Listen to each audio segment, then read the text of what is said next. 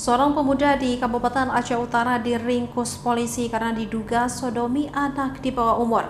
Perbuatan menyimpang tersebut diketahui oleh orang tua korban saat melihat bekas ceceran darah di dalam celana korban.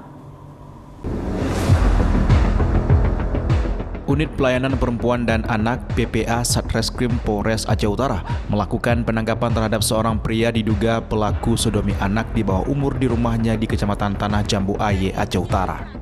Perbuatan menyimpang itu dilaporkan terjadi saat korban dan pelaku bermalam di salah satu menasah atau langgar di Kecamatan Tanah Jambu Aye, Aceh Utara pada Senin dini hari.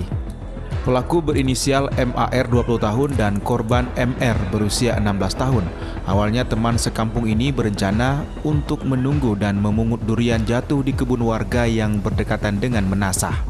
Dari hasil pemeriksaan awal, tersangka mengaku kepada polisi bahwa dirinya bergairah saat korban tidur berdampingan dengannya. Hasrat seksualnya muncul hingga saat itu pelaku melorotin celana korban dan menyodomi paksa korban saat tidur pulas, dan kejadian itu membuat anus korban mengalami pendarahan.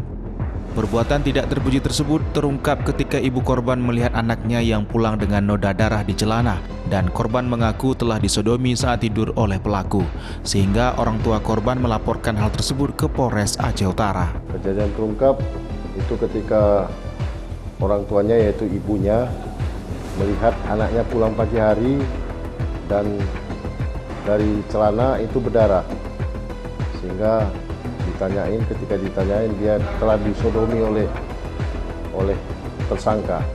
Dari hasil pemeriksaan awal bahwa si tersangka ini merasa gairah ketika tidur bersama di menasah pada waktu itu.